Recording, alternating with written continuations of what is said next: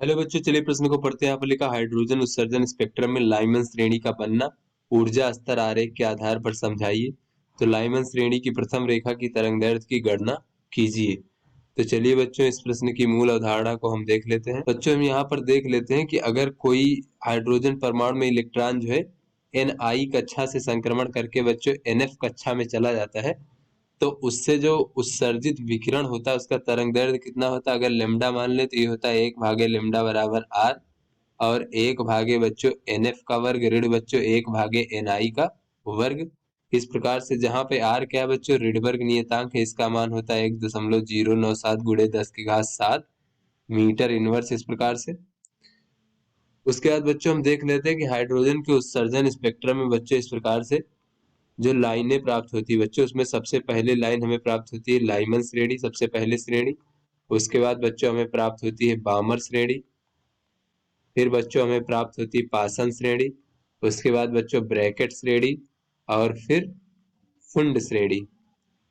तो यहाँ पर बच्चों अगर हम देखें कि लाइमन श्रेणी कैसे प्राप्त होती है, तो किसी उच्च ऊर्जा स्तर से अगर इलेक्ट्रॉन संक्रमण करके n बराबर 1 में आता है तो उससे हमें लाइमन श्रेणी प्राप्त होती है। इसी प्रकार किसी उच्च ऊर्जा स्तर से इलेक्ट्रॉन संक्रमण करके n बराबर जब 2 में आता है तो उससे प्राप्त हमें श्रेणी, जो उत्सर्जन में श्रेणी होती है बच्चों स्पेक्ट्रम में, वो बामर श्रेणी कहलाती है। इसी प्रकार से n बराबर 3, n बराबर 4 और n बराबर 5। तो चलिए बच्चों अपने प्रश्न को हल करते हैं। यहाँ पर कहा जा रहा है हाइड्रोजन उत्सर्जन स्पेक्ट्रम में लाइमन श्रेणी का बनना ऊर्जा स्तर के आरेख से समझाइए। तो चलिए बच्चों इस प्रश्न को हल करते हैं। तो यहाँ पर देख लेते हैं, जैसा कि अभी हमने मूल अवधारणा में देखा बच्चों, लाइमन श्रेणी तब हमें प्राप्त होती है जब किसी उच्च ऊर्जा स्तर n से जो है इलेक्ट्रॉन संक्रमण करके n बराबर 1 कक्षा में संक्रमण करता है, तो इससे हमें लाइमन श्रेणी प्राप्त होती है बच्चों। तो इसके ऊर्जा स्तर में इसका बनना अगर दिखाना है तो यहाँ पर पहले हम ऊर्जा स्तर बना लेते हैं। तो बच्चों ये n बराबर 1 मान लेते हैं, और ये हमारा n बराबर 2 मान लेते हैं, फिर ये हमारा n बराबर 3 मान लेते हैं ऊर्जा स्तर, और फिर ये हमारा n बराबर 4 मान लेते हैं।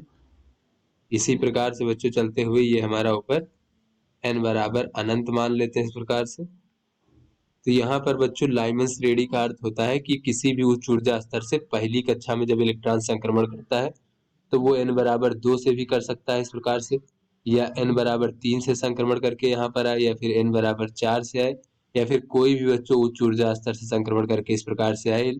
तो इस प्रकार से बच्चों हमें लाइमन श्रेणी प्राप्त होती है बच्चों। तो लाइमन श्रेणी का जो उत्सर्जन स्पेक्ट्रम बच्चों, इसका जो विकिरण है, इसके लिए अगर हम सामान्य सूत्र लिखें तरंगदैर्घ्य के लिए, तो 1/λ बराबर हो जाएगा रिडबर्ग नियतांक r, और भागे बच्चों यहाँ पर देख लेते हैं 1 भागे, यहाँ पर पहली कक्षा में आ रहा तो ये हो जाएगा 1 का वर्ग ऋण बच्चों 1/n का वर्ग। इस प्रकार से तो ये बच्चों हमारा सामान्य सूत्र हो गया।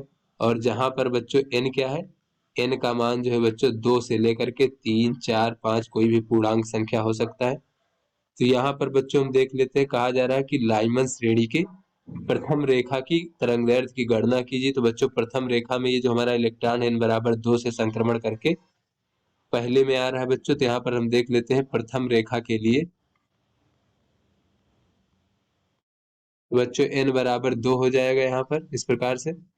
तो ये तरंगदैर्घ्य देखें 1/λ r ये हो जाएगा, और ये 1/1 का वर्ग 1 हो जाएगा, 1/2 का वर्ग 4 हो जाएगा बच्चों इस प्रकार से। तो यहाँ पर बच्चों रिडबर्ग नियतांक का मान रख देते हैं इस प्रकार से 1.097 गुणे 10⁻7, और ये बच्चों हो जाएगा हमारा गुणे 3/4। तो इसको बच्चों जब हम हल करेंगे तो लेमडा बराबर हमें प्राप्त हो जाएगा बच्चों एंगस्ट्राम में 1216 एंगस्ट्राम। तो बच्चों इस प्रकार से ये प्रथम रेखा का तरंगदैर्घ्य हो गया लाइमन श्रेणी की। तो आशा करते हैं आपको समझ में आ गया होगा। धन्यवाद।